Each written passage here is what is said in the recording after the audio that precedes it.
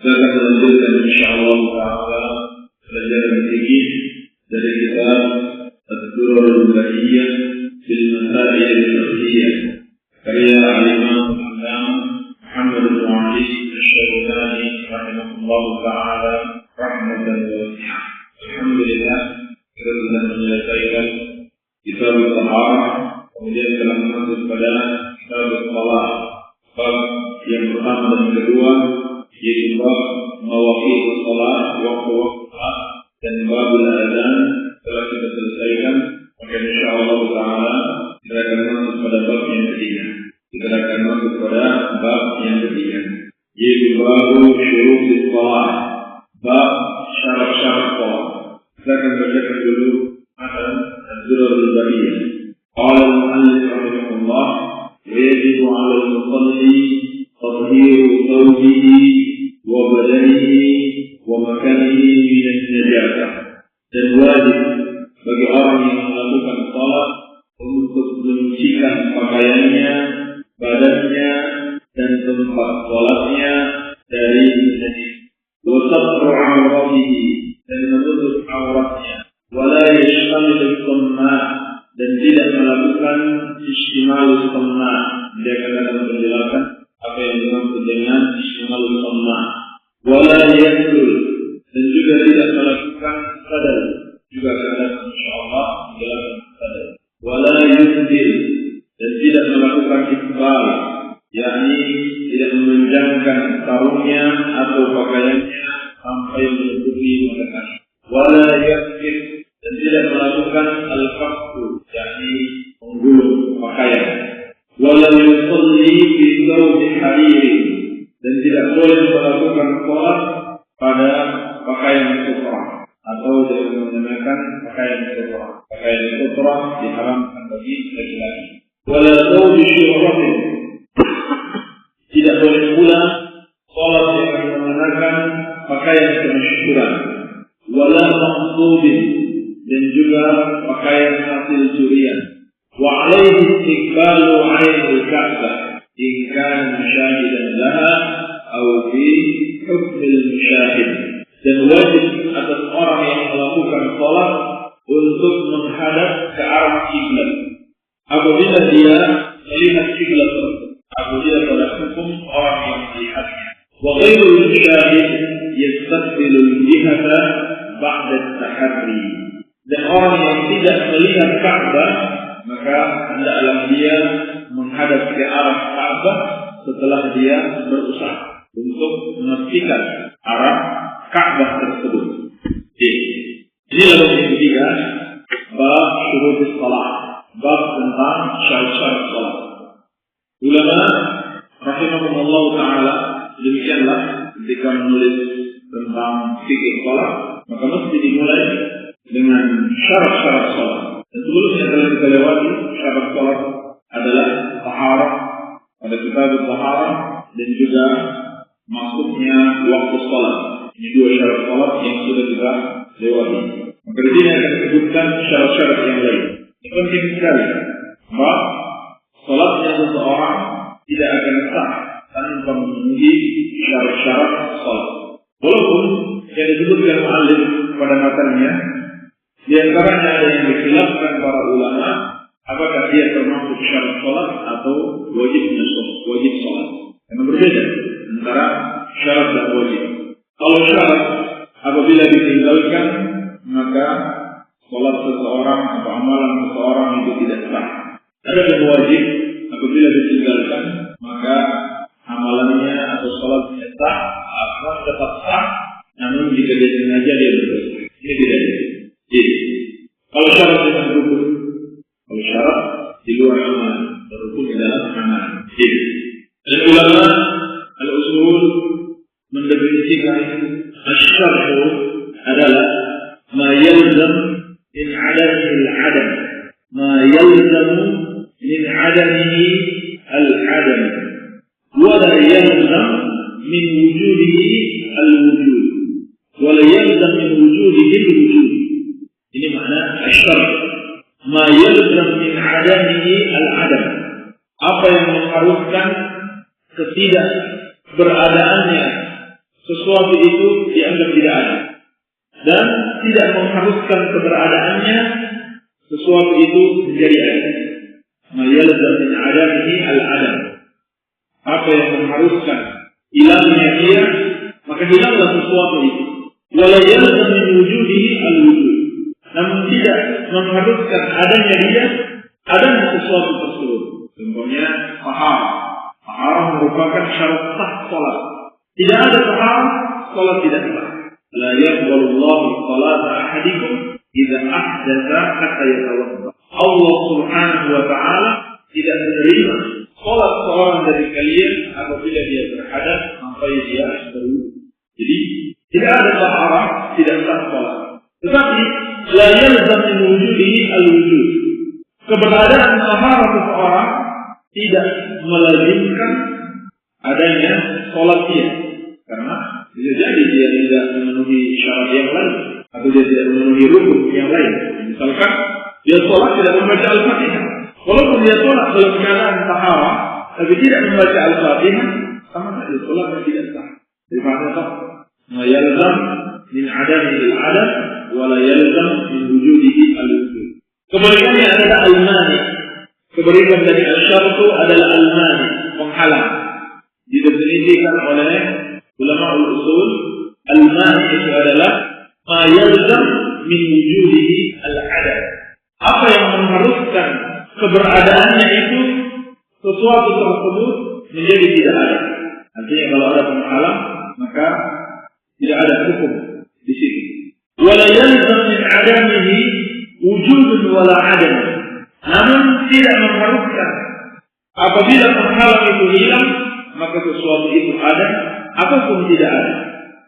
Ulangi, al-mani adalah ma yalzam min wujudihi al-adam wa la yalzam min adamihi wujudun wa la adam wa la yalzam min adamihi wujudun wa la adam. Insyaallah taala nanti akan disinggung di dalam pelajaran usul fikih. Baik, sekarang kita masuk. Jadi dimaksud dengan syarat apabila dia tidak ada maka ibadah itu tidak ada juga. Namun bukan berarti adanya syarat mengharuskan ibadah tersebut menjadi ada. Allah harus dilihat syarat-syarat yang lain atau rukun-rukun. Baik. Qala al-mu'allif rahimahullah wa yajibu 'ala al-musalli tathiru thawbihi. Dan wajib bagi seorang yang melakukan salat itu menyucikan pakaiannya. Berdasarkan firman Allah Subhanahu wa taala wa thiyabaka fatahhir wa thiyabaka fatahhir, dan pakaianmu sucikanlah. Ini makna pakaian di sini banyak maknanya. Di antaranya pakaian yang biasa dipakai oleh manusia. Karena juga diartikan sebagai amal, karena juga diartikan oleh para ulama. Maksudnya menyucikan pakaian bukan sekedar menyucikannya dari kotoran yang zahir, tapi juga kotoran ma'nawi. Bukan saja kotoran fisikiyah, tapi kotoran ma'nawi. Seperti apa? Orang yang menggunakan pakaian melewati mata kaki.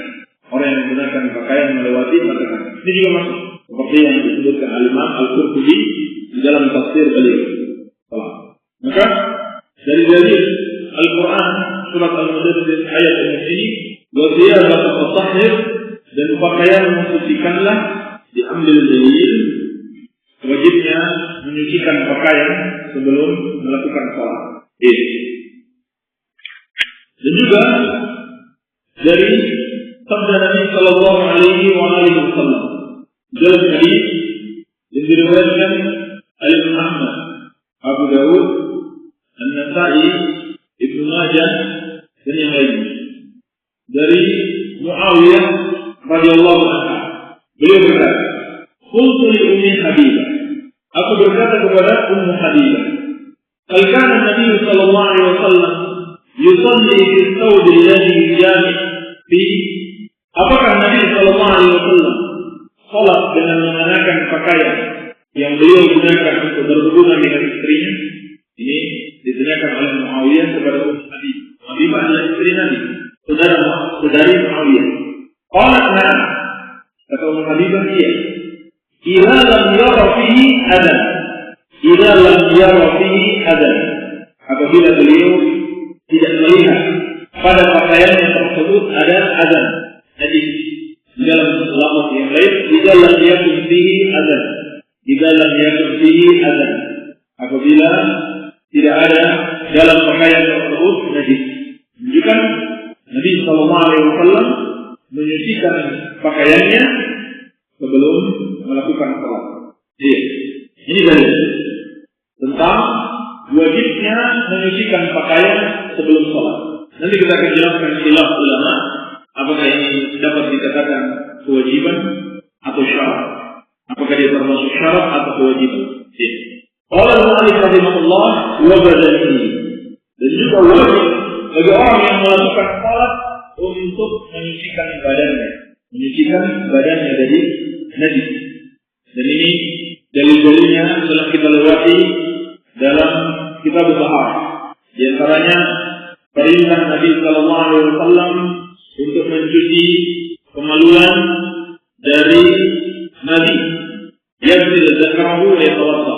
Dalam hadis Ali bin Abi Thalib radhiyallahu anhu ketika beliau memerintahkan Al-Miqdad untuk bertanya kepada Rasulullah sallallahu alaihi wasallam tentang orang yang mengeluarkan najis dalam Sahih. Maka kata Nabi sallallahu alaihi wasallam, yaghsil dzakarahu wa yatawadda. Hendaklah dia mencuci kemaluannya dan berwudu.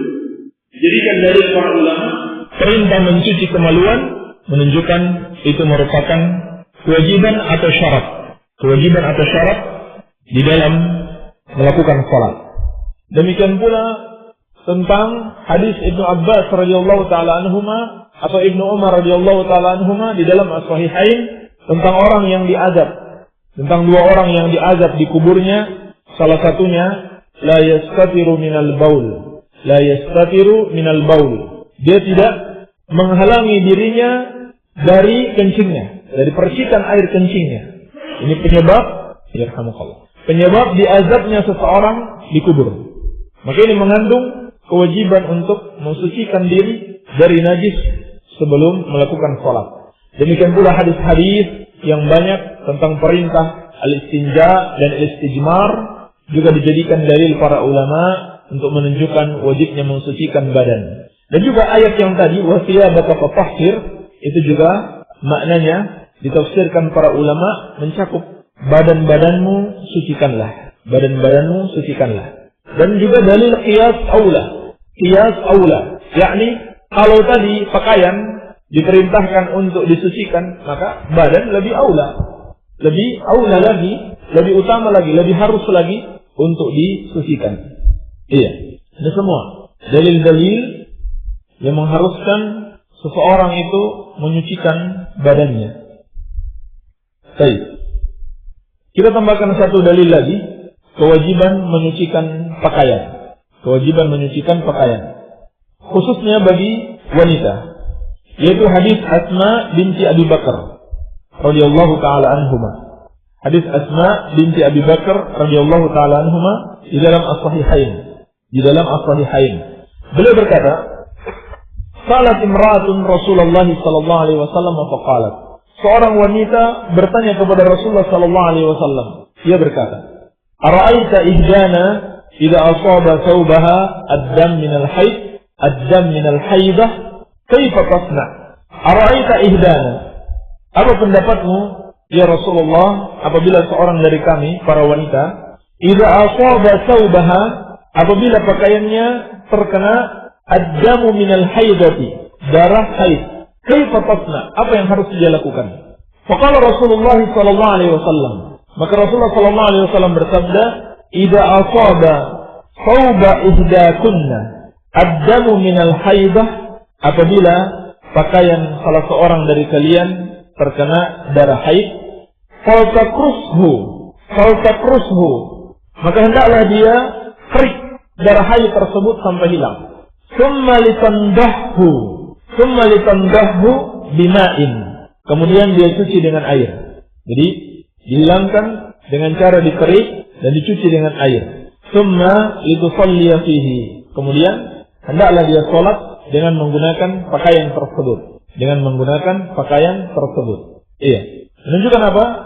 Wajibnya menyucikan pakaian dan juga sekaligus wajibnya menyucikan badan dengan qiyas aula. Iya. Qala al-muallif rahimahullah wa makanihi minan najasah.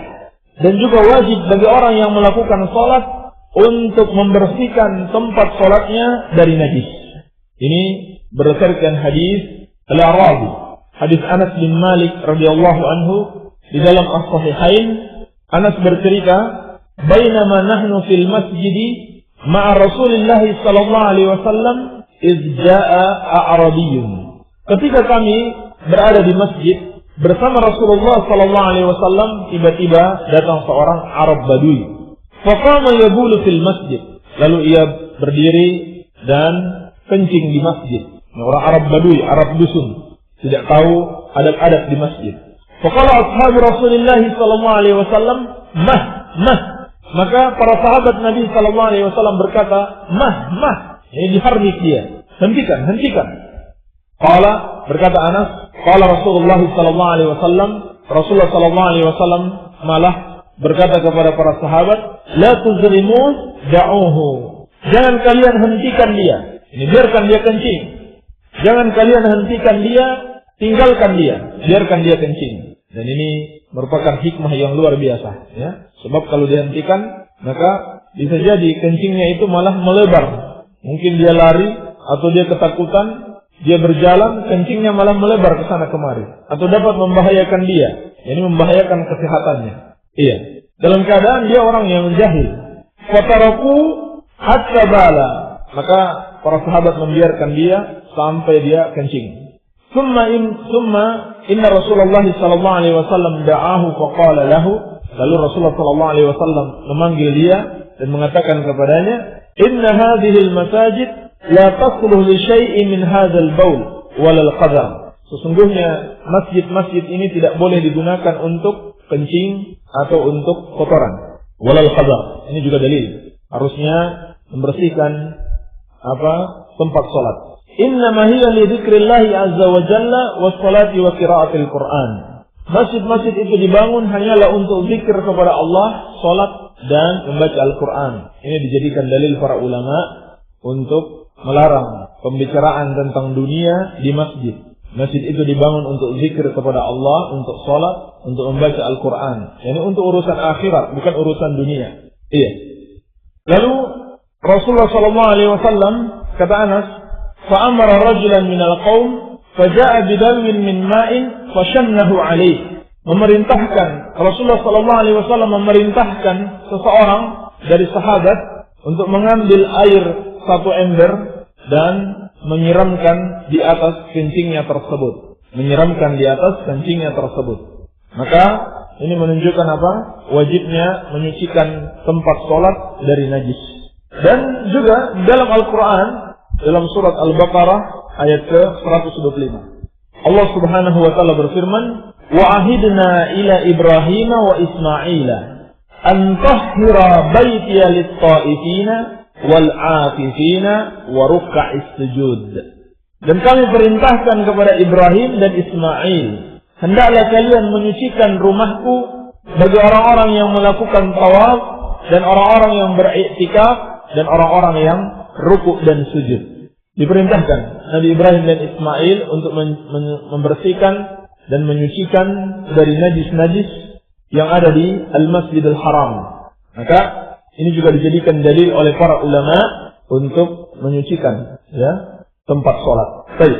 Jadi sudah kita lewati 3 syarat yang disebutkan oleh Asy-Syaukani sebelum seorang melakukan sholat.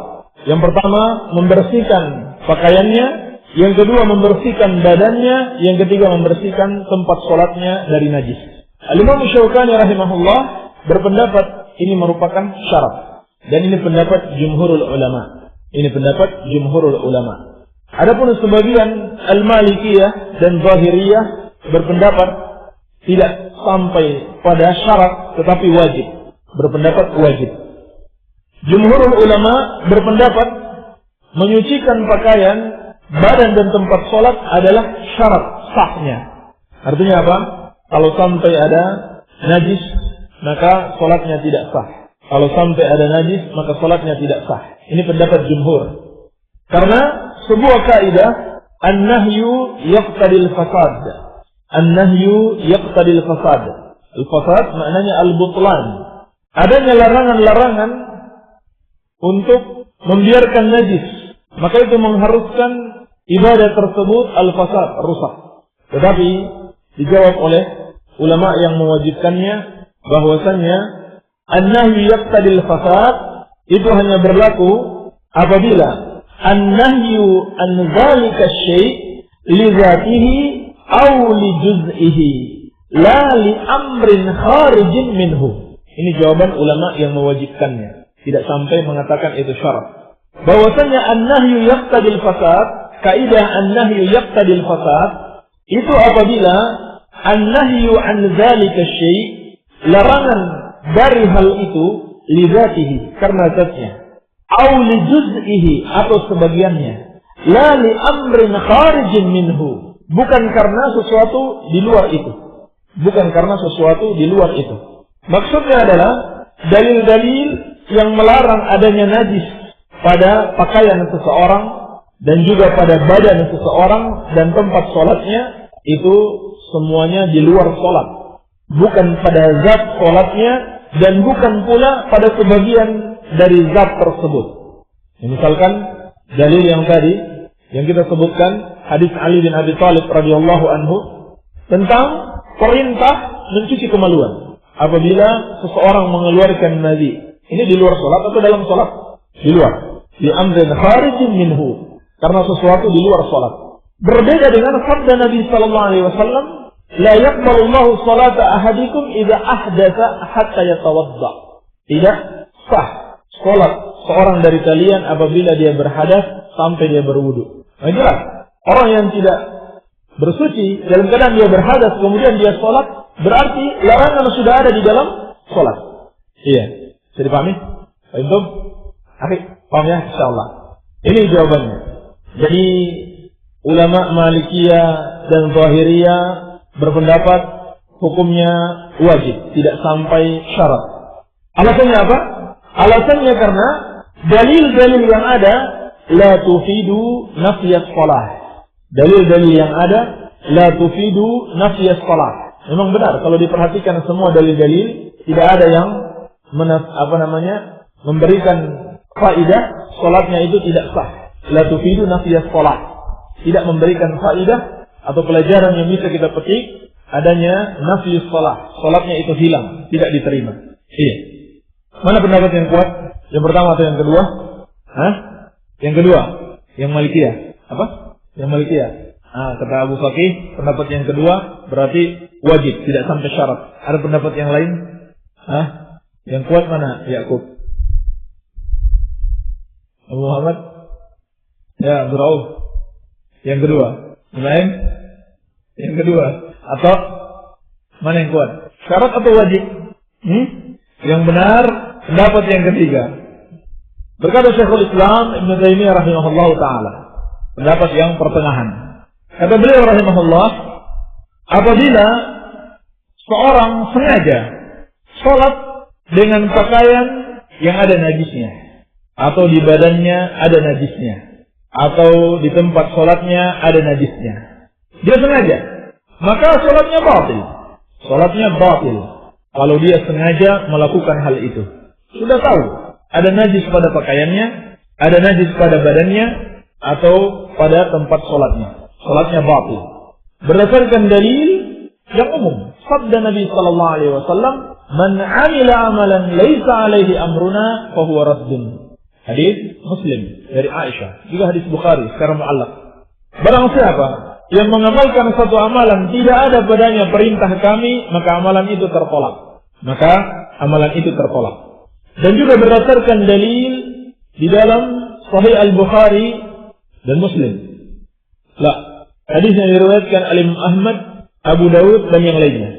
Hadis yang diriwayatkan oleh Imam Ahmad, Abu Dawud dan yang lainnya dan disahihkan oleh Syekh Al-Albani. Hadis Abu Sa'id Al-Khudri radhiyallahu anhu, yaitu tentang kisah Nabi sallallahu alaihi wasallam melepaskan sandalnya ketika salat karena ada najis. Sahabat yang mulia Abu Sa'id Al-Khudri radhiyallahu anhu bercerita, "Bainama Rasulullah sallallahu alaihi wasallam yusalli." ketika Rasulullah SAW sedang melakukan salat di ashabihi dengan mengimami para sahabatnya. Idh khala'a na'laihi, tiba-tiba beliau melepaskan dua sandalnya. Ini dalil bahwasannya gerakan ringan untuk kemaslahatan salat dibolehkan. Fawada'ahuma an yasarihi, lalu Nabi SAW meletakkan dua sandalnya pada bagian kirinya. Falamma ra'a dzalikal qaumu, maka ketika para sahabat melihat perbuatan Nabi SAW itu, alqauni alahum, mereka pun ikut-ikutan melepaskan sandal-sandal mereka. Maka hadis ini juga merupakan dalil sunnahnya menggunakan sandal ketika sholat. Tetapi melihat keadaan.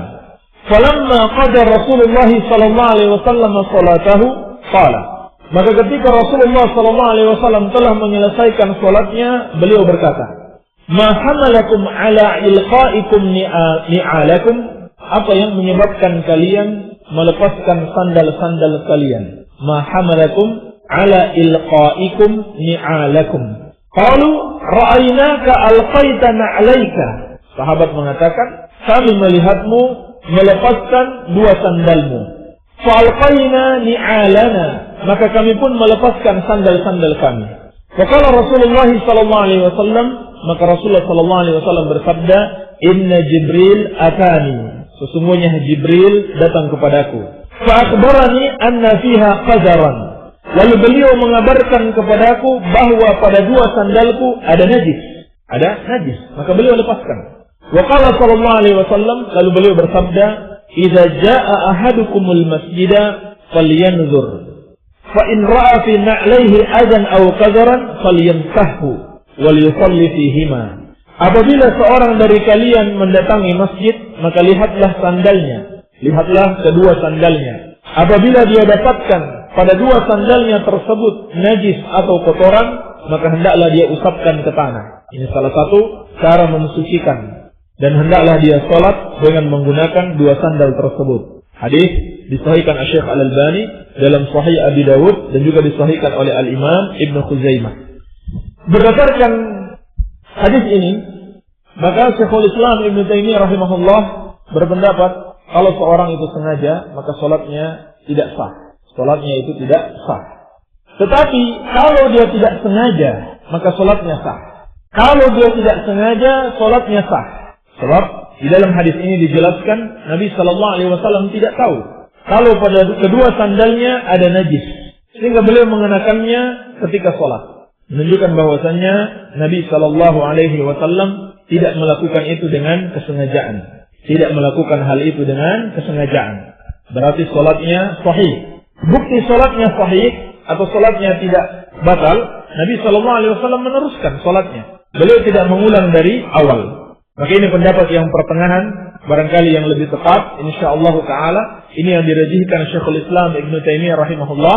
Apabila seorang dengan sengaja sholat, mengenakan pakaian, atau pada badannya, atau tempat sholatnya ada najis, maka sholatnya tidak sah. Namun, apabila dia lakukan itu dengan sengaja, maka sholatnya, apabila tidak sengaja, maka sholatnya tidak sah. Kalau sengaja sholatnya tidak sah, kalau tidak sengaja, sholatnya sah. Baik, barangkali ini pendapat yang lebih kuat. Wallahu ta'ala a'lam. Ini saja yang bisa kita bahas pada kesempatan ini. Semoga ada manfaatnya. Subhanakallahumma bihamdika, asyhadu an la ilaha illa anta, astaghfiruka wa atubu ilaik. Wa sallallahu ala nabiyyina Muhammadin wa alihi wasallam. Wa akhiru da'wana alhamdulillahi rabbil alamin. Alhamdulillah, demikian tadi apa yang telah disampaikan oleh beliau, dan kita masuki sesi tanya jawab.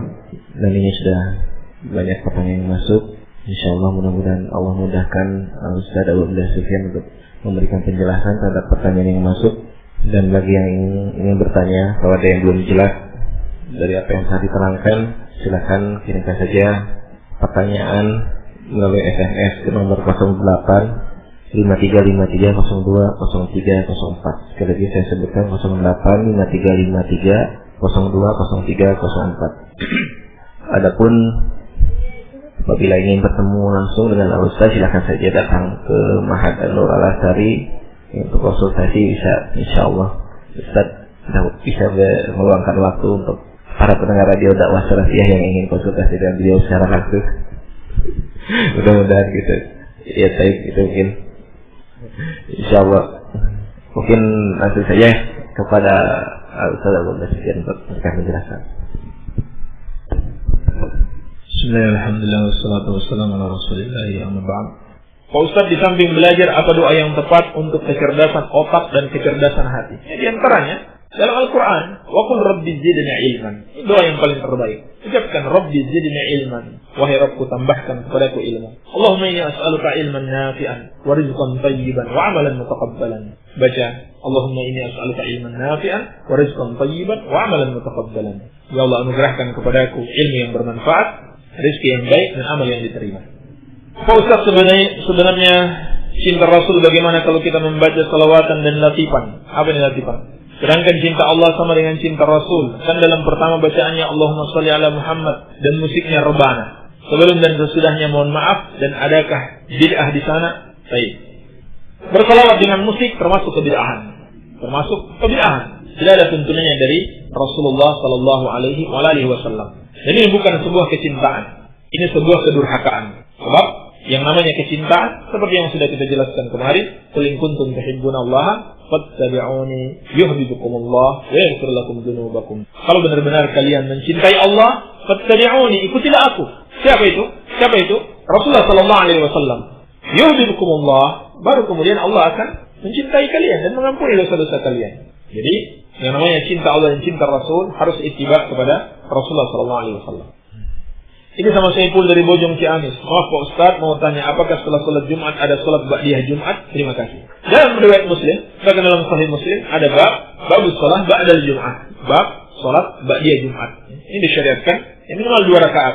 Mau 4 rakaat lebih bagus. Karena Nabi sallallahu alaihi wasallam berpesan sebagaimana dari Abi Hurairah radhiyallahu anhu, "Idza shalla ahadukumul jum'ata falyusalli ba'daha arba'an." Apabila seorang sudah sholat Jumat, maka sholat setelah itu 4 rakaat. Ini 2-2. Kalau mau mampunya 2 rakaat saja tidak masalah. Seperti dari Salim dari bapaknya, Nabi sallallahu alaihi wasallam kana yusalli ba'dal jum'ati rak'atain. Salat setelah Jumat 2 rakaat. Yang tidak ada justru sebaliknya, yaitu salat ba'diyah Jumat itu tidak ada. Salat ba'diyah Jumat itu tidak ada. Yang ada salat sunnah mutlak untuk menunggu khatib, untuk menunggu imam. Kalau imam sudah datang, salat dihentikan. Iya, qabliyah Jumat tidak ada. Yang tidak ada salat qabliyah Jumat sebelum Jumat. Yang ada sholat mutlak, yaitu sholat semampunya, bukan diniatkan sebagai qabliyah Jumat. Sholat semampunya sampai khatib datang. Kalau khatib sudah datang, diselesaikan. La tuzakku anfusakum, surat apa, ayat berapa? Surat An-Najm, pada akhir surat An-Najm ayat ke-32. La tuzakku anfusakum, janganlah kalian menyucikan diri kalian. Huwa a'lamu biman ittaqa. Allah yang paling tahu siapa yang lebih bertakwa. Jangan sok lebih bertakwa. Maaf Ustaz, alhamdulillah anak sekarang tidak ikut pengajian dan yasinan karena banyak sekali bid'ah.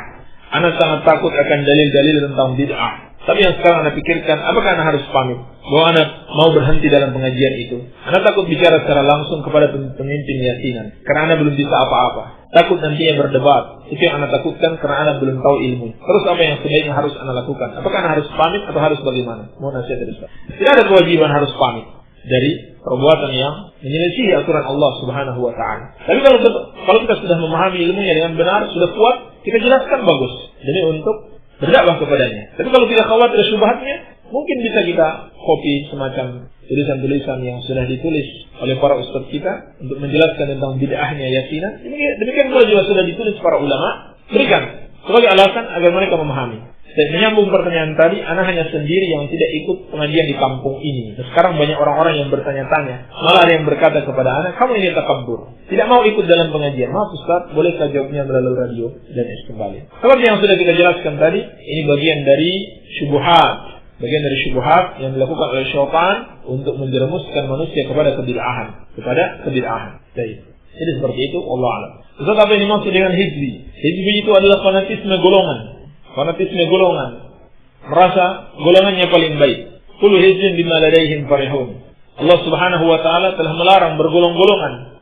Lalu setiap golongan merasa bangga dengan apa yang ada pada mereka. Kalau begitu mereka memiliki yang lain selain dari Al-Quran dan Sunnah. Ini masih dengan hizbi. Fanatik golongannya bukan mengikuti Al-Quran dan Sunnah dan manhaj Ahlus Sunnah wal Jamaah. Ustaz, bagaimana hukum membaca Al-Fatihah untuk Rasulullah sallallahu alaihi wasallam, sahabat dan orang mati? Ini termasuk kebid'ahan, dan kata Imam Syafi'i rahimahullahu taala, ini hukumnya haram sebab tidak ada dalilnya, dan Allah Subhanahu wa taala berfirman, wa allaysa lil insan illa ma sa'a. Manusia itu tidak mendapatkan balasan kecuali apa yang telah dia usahakan. Setiap orang yang membaca Al-Qur'an dia mendapatkan pahala sendiri, kecuali gurunya yang pernah mengajarkannya, tanpa dia niatkan pun pahala itu mengalir kepada gurunya yang sudah meninggal. Ini termasuk bid'ah. Tidak ada dalilnya dari Rasulullah sallallahu alaihi wasallam. Bagaimana kalau ziarah tapi bukan untuk meminta-minta di sana, tapi kita melihat kebesaran Allah, sudah meninggal pun banyak yang datang untuk mendoakannya. Jadi betapa besar kebesaran Allah. Bagaimana kalau begitu? Ini termasuk tipuan syaitan. Bahkan itu adalah bentuk kesyirikan dan merendahkan Allah Subhanahu wa taala, bukan tanda kebesaran Allah. Sebaliknya, justru itu merupakan bentuk perendahan terhadap Allah Subhanahu wa taala karena telah menyelisihi syariat Allah Subhanahu wa taala. Apalagi didoakan oleh orang-orang yang menyekutukan Allah. Apa gunanya? Didoakan oleh orang-orang yang menyekutukan Allah Subhanahu wa taala dan orang-orang yang melakukan kebid'ahan. Kalau didoakan oleh orang-orang yang mentauhidkan Allah, yang benar-benar mengikuti sunnah, ini yang kita harapkan terkabulnya. Kalau orang-orang yang menyekutukan Allah yang berdoa, atau orang-orang yang suka berbuat bid'ah, apa yang bisa diharapkan? Jadi ini bukan tanda kebesaran Allah, justru sebaliknya bentuk perendahan yang mereka lakukan kepada Allah Subhanahu wa taala apabila mereka meminta kepada penghuni kubur tersebut, atau mereka berdoa kepada Allah di sisi kuburan orang yang saleh dengan keyakinan doa di sisi kuburannya lebih dapat terkabulkan karena keramat. Karena kuburannya keramat sehingga kita berdoa di situ, doanya lebih dapat dikabulkan. Berarti seakan-akan Allah Subhanahu wa taala itu lebih rendah dibanding orang saleh tersebut. Karena Allah akan tunduk kalau kita berdoa di sisi kuburannya. Ini jelas perendahan terhadap Allah Subhanahu wa taala. Makanan yang dibagikan dari acara bid'ah seharusnya dibagaimanakan? Boleh dimakan atau tidak? Ini kita jawab kemarin ya. Kalau itu mengandung pertolongan kepada acara tersebut sehingga semakin meriah atau membuat kita lemah mengingkari kemungkaran, atau orang-orang menyangka kita membolehkan acara tersebut, maka tidak boleh dimakan. Itu maknanya, kalau tidak ada hal-hal semua itu, maka boleh. Saya baca kajian akhir setelah Hamidun Majid ditambah ya muqallibal qulub tsabbit qalbi ala dini. Apa benar Ustaz? Tidak ada masalah membaca doa apa saja, tetapi yang paling afdal didahulukan doa-doa yang diajarkan oleh Rasulullah sallallahu alaihi wasallam. Apa Ustaz, apakah berdosa seorang akhwat yang tinggal di rumah dan ketika keluar rumah kurang bisa menjaga hijabnya, baik suara, cara berjilbabnya, sehingga jadi bahan pembicaraan orang lain, dan banyak ikhwan yang terfitnah karena juga mencemarkan nama baik salafi. Berdosakah jika kita membencinya selama dia belum merubah akhlaknya, dikarenakan dia sudah tahu ilmu, asal dia mondok atau menikah? Baik. Seorang muslim kita cintai sesuai dengan kebaikannya, sesuai dengan ketakwaannya, dan kita benci sesuai dengan keburukannya. Dan itu tidak menghalangi kita untuk bersikap baik kepadanya dan menasihatinya, terus menasihatinya tanpa putus asa. Iya. Dan asalnya dia menikah. Menikah dengan suami yang bisa membimbingnya. Ini pondok yang paling terbaik bagi wanita. Alhamdulillah di sini sudah banyak yang siap ini. Apa Ustaz, saya punya sumur agak dekat dengan air kotoran dari kamar mandi. Kemungkinan air kotoran meresap sama sumur, warnanya agak keruh, bau, tapi kadang-kadang tidak bau. Terus lagi tetangga membuang air bak bekas ikan meresap lagi ke sumur saya. Air sumurnya bau lagi, warnanya jadi hijau. Apakah itu termasuk air najis atau bukan? Al-yaqin la yazul bisyak. Kita yakin bahwa air itu bersih, suci. Kalau ada keraguan, maka keyakinan ini tidak bisa hilang dengan keraguan. Kalau jelas-jelas kita tidak melihat najis, maka tidak ada masalah. Air itu tetap bisa digunakan. Iya. Apalagi cuma sekedar bekas ikan. Bekas ikan mungkin kotor, tapi tidak semua kotor itu najis. Tidak semua kotor itu najis. Dia tidak masalah insyaallah taala sampai jelas kita melihat benar-benar ada najis di situ. Lalu kalau najis sudah dikeluarkan, air najis sudah dikeluarkan, muncul air baru, masih ada bau, itu juga tidak mengapa. Sebab dia berubah bau bukan karena percampuran dengan najis, tetapi karena berdekatan dengan najis. Ini telah dinukil ijma' ulama seperti dalam Asy-Syarhul Kabir oleh Ibnu Qudamah. Kalau berubah warna air, dan biasanya warna tidak berubah, hanya baunya, dengan berdekatan dengan najis, bukan karena pencampuran, maka tidak merubah status air tersebut dari kesuciannya. Hanya saja ini perlu hati-hati dari sisi kesehatan. Perlu diperiksakan kepada dokter atau kepada ahli kesehatan dalam masalah ini, sehingga kita selamat dari penyakit-penyakit. Apa Ustaz, nambah lagi ada orang yang cerita katanya bayi yang dikandung ibunya bisa merekam, bisa mendengar apa yang dibaca ibunya. Apakah ini benar? Apakah tidak? Kalau keyakinan yang ngomong itu begitu, apakah termasuk syirik enggak? Tolong jelaskan, jangan terlalu cepat menjelaskan karena saya sudah tua. Ya ini mungkin saja kalau itu terbukti berdasarkan penelitian bahwa bayi itu mendengarkan apa yang diucapkan ibunya. Ya kalau ibunya sering menyanyi, bayinya jadi penyanyi. Jadi perdengarkan ayat Al-Quran.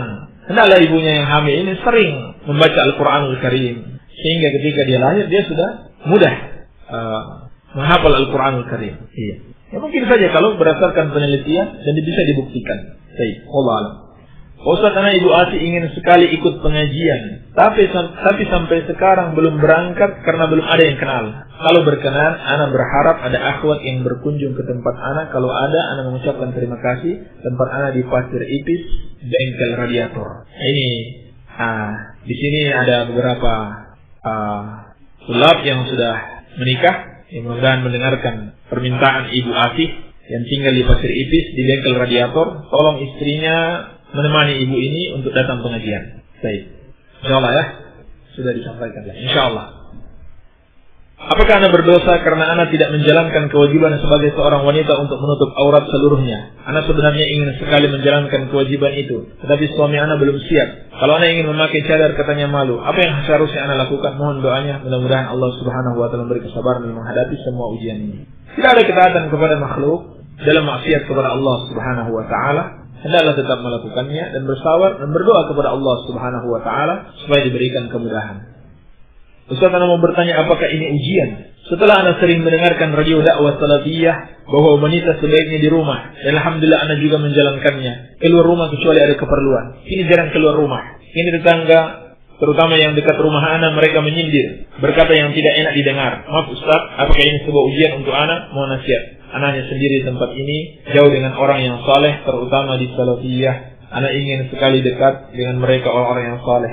Salafiyah, amin. Barakallahu fiikumullah. Tidak diragukan lagi, ini termasuk ujian. Tentulah yang kita ingatkan kembali, wala yakhafuna laumata laim. Di antara sifat wali-wali Allah, orang-orang yang Allah cintai, wala yakhafuna laumata laim. Mereka tidak takut celaan orang yang mencela. Ini biasa. Alhamdulillah masih berupa celaan. Kalau yang dilalui dan dirasakan oleh Nabi Sallallahu Alaihi Wasallam dan para sahabatnya dan sebagian para ulama, itu bukan cuma sekedar celaan, tapi usaha pembunuhan mereka. Jadi janganlah takut celaan orang-orang yang mencela. Dan kalau kita bisa menjelaskan kepada mereka, itu lebih baik sehingga mereka paham dan mereka juga bisa mengamalkannya. Itulah sebabnya pentingnya kita menuntut ilmu agar bisa kita jelaskan kebenaran kepada mereka sehingga mereka tidak salah paham dan bahkan mereka juga bisa mengamalkan kebaikan-kebaikan tersebut. Ustaz, doa Allahumma inna nas'aluka salamatan fid din wa afiyatan fil jasadi wa ziyadatan fil ilmi wa barakatan fil rizqi wa taubatan qabla al maut wa rahmatan indal maut wa maghfiratan ba'da al maut. Allahumma hawwin 'alaina fi sakaratil maut wan najati minan nar wal afwa 'inda al hisab. Apa boleh dibaca setelah salat? Tidak Ustaz. Anak tidak mengetahui dalilnya dari Al-Quran dan Sunnah bahwa doa ini diajarkan oleh Rasulullah Sallallahu Alaihi Wasallam. Kalau ada yang tahu dalilnya, silakan datangkan hadisnya. Kalau kita belum tahu, belum jelas apakah ini dari Rasulullah Sallallahu Alaihi Wasallam, maka tidak boleh dibaca. Hanya saja maknanya ini benar, maknanya bagus. Jadi kalau kita mau baca kadang-kadang, tidak kita khususkan sebagai suatu doa yang selalu kita wiridkan, maka tidak mengapa insyaallah ta'ala. Sebab kalau kita mengkhususkan suatu doa yang selalu kita wiridkan, itu harus ada dalil yang khusus. Benar-benar itu datang dari Rasulullah Sallallahu Alaihi Wasallam. Dan doa yang paling baik cukup dengan doa yang ada dalam Al-Quran dan Sunnah. Itu sudah cukup. Itu yang paling terbaik. Kita tidak perlu lagi dengan doa-doa tambahan yang dibuat-buat oleh manusia. Apa Ustaz, kaum Khawarij itu apa? Apakah di sekitar kita ada Khawarij? Kaum Khawarij itu intinya mereka adalah orang yang menentang pemerintah kaum muslimin. Dan Nabi Sallallahu Alaihi Wasallam telah mengabarkan Khawarij itu akan ada terus sampai akhir zaman, sampai pada generasi terakhir mereka akan bergabung dengan pasukan Dajjal. Waliyadzubillah. Ini Khawarij. Dan sifat mereka adalah suka mencela pemerintah kaum muslimin secara terang-terangan, di khalayak ramai. Apakah dengan demonstrasi, apakah dengan menulis sebuah artikel atau wawancara di media massa, mengatakan pemerintah ini sudah keterlaluan begini dan begitu seterusnya. Ini sifat-sifat Khawarij, menentang pemerintah kaum muslimin, yang adil maupun yang zalim. Ini yang paling minimalnya itu Khawarij. Sifat mereka yang lain yaitu sampai mengkafirkan pemerintah kaum muslimin. Makanya Syarif itu mungkin kita heran, kok bisa-bisanya dia mengebom di masjid orang yang sedang beribadah. Ya memang seperti itu pemahamannya. Dia anggap kaum muslimin itu sudah kafir. Polisi-polisi yang sholat dia anggap sudah kafir. Ini tidak ada masalah walaupun di masjid. Masjid bukan lagi tempat ibadah kepada Allah menurut yang dia pahami. Ini barangkali tingkatan yang paling parah yang ada pada Khawarij, mengkafirkan kaum muslimin. Dan yang paling minimal itu tadi, ada semangat pemberontakan, semangat perlawanan kepada pemimpin kaum muslimin. Dan telah kita bahas, hal itu diharamkan di dalam Islam dan bagian dari prinsip yang harus kita imani, wajib taat kepada pemimpin kaum muslimin karena hal itu telah diwasiatkan oleh Rasulullah sallallahu alaihi wasallam.